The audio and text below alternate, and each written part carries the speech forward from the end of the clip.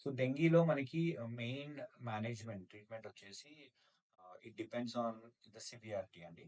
So యూజువల్గా నేను చెప్పినట్టు ఇనిషియల్ స్టేజ్లో high grade fever which is body pains headaches ఇలాంటివి ఉంటూ ఉంటాయి.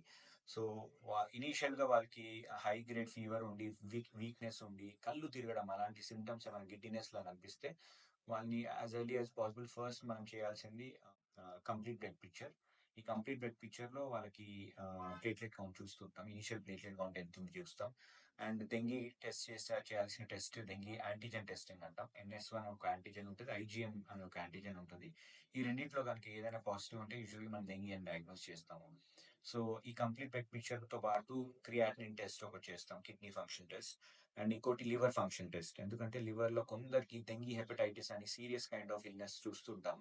సో ఈ డెంగీ హెపటైటిస్ ఒకవేళ మనకి వచ్చినట్టయితే వాళ్ళని అగ్రెసివ్ గా ట్రీట్ చేయాల్సి వస్తుంది, ఖచ్చితంగా హాస్పిటలైజ్ చేయాల్సిన అవసరం ఉంటుంది. సో అందుకే ఈ basic workup liver function test, kidney function test and complete blood picture ఇవి ఖచ్చితంగా చేస్తాము.